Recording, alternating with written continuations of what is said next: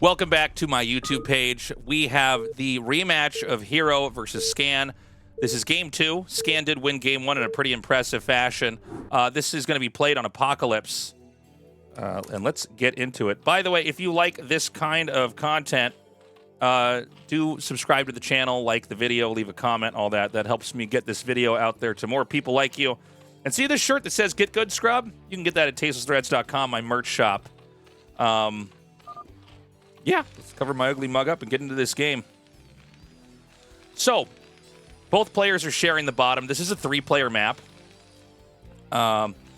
It's Scan over here in the bottom right, and it's Hero here in the bottom left. And in the previous game, honestly, it was just really good pressure play. We did have some mind games from Scan that I thought was pretty interesting, in that he went for the science facility right next to the starports, and then hid the armory to basically make it so that if Zerg does scout, then you're going to assume that you're going up against vessels, which is a very different game than the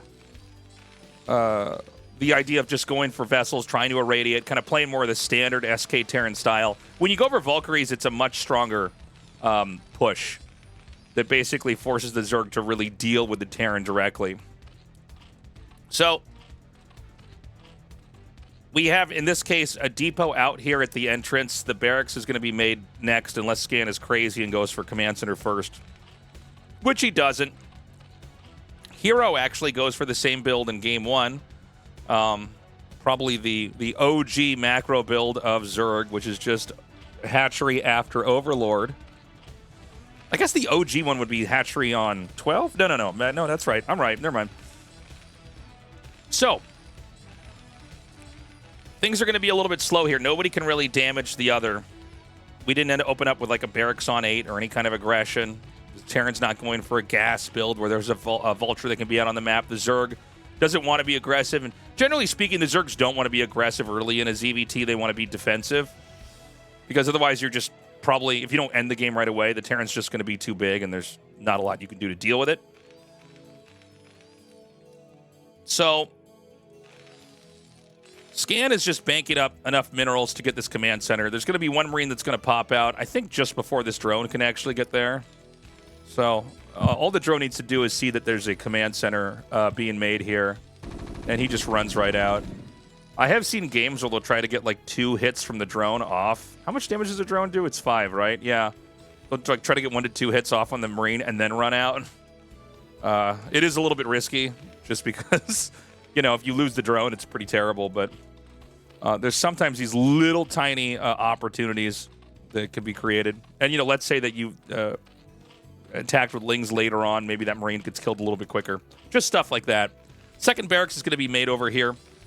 This barracks is only going to be used for the wall-in up until the Terran feels like it's... if the Terran feels safe is what I'm trying to say, then this barracks is going to be relocated over here. And you're going to basically have this pool of buildings where you're going to be constructing a lot of stuff. For the Zerg, it's a quick layer. It is, you know, the same ideas at play that we had in Game 1. So we have to assume this is probably going to be a Spire. There are builds that we will see Zergs throw down a Den and try to go for Speedlings and bust the Terran. Action actually does that quite a bit. I think more than any other ASL player that I can think of. Now, whenever you get maps that are new like this, there are opportunities to try to catch Overlords, and that's what this is, but it seems like Scan didn't quite do it right. He didn't have the timing here. But this is a smart move. If he kills this Overlord, it's really bad for the Zerg. Zerg never want to lose Overlords that early. Third macro hatch made over here, so nothing very risky like trying to make your third hatchery at a third base right away. So this SCV is going to be chased out, but a pretty good scout overall. We've got the Academy coming back once again. When you see the depot placed here like this, it actually makes the SCV pop out here instead of here. So you can make it mine minerals a little bit quicker if you're fast. It looks like Scan wasn't fast enough to then grab this one and move it over there.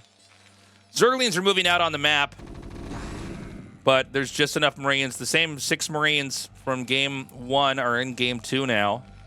Just enough to put some pressure on.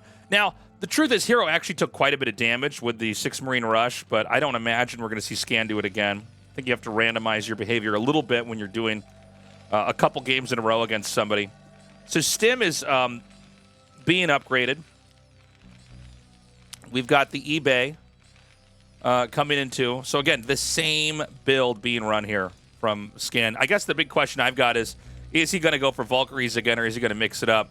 You always make one Fire Bat here to plug this up, but he didn't quite have this timed out. So the Zerglings are going to move through here. The Fire Bat, I think Scan being a little bit too ambitious with how early he wanted to move on the map. The Fire Bat's out. Now, with Fire Bats, they're actually, it's funny, they're not really good against Zerglings unless you have them at like a small choke like this. So these Lings are going to do a lot of damage, but the Terran push is coming out. I mean, are these Sunks going to be done in time? This is kind of a crazy game. SCVs have been pulled. There's 2 Sunks here. There's, I mean, how many Lings is this? This is 8 Zerglings. Scan tried to lead with the medic.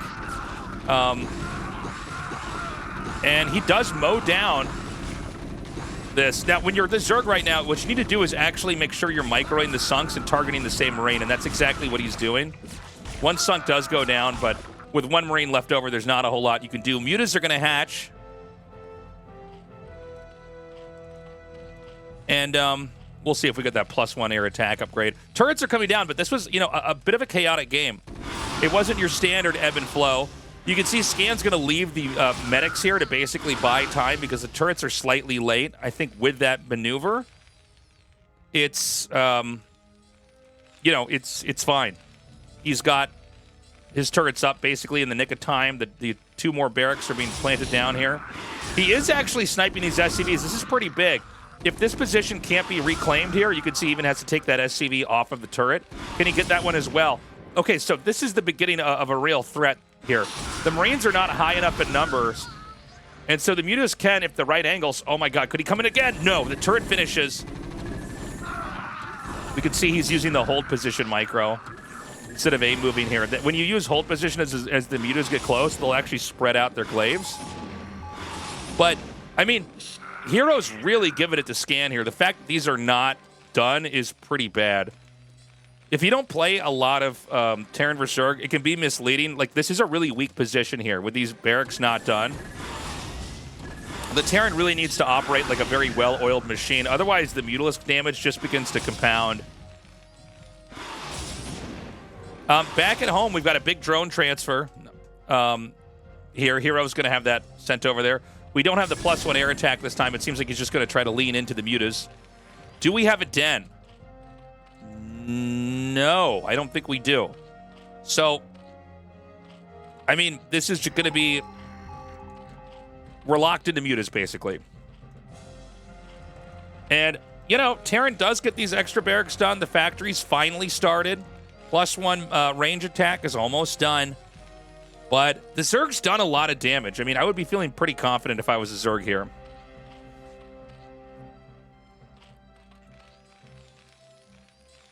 So the Marines are going to move out once more.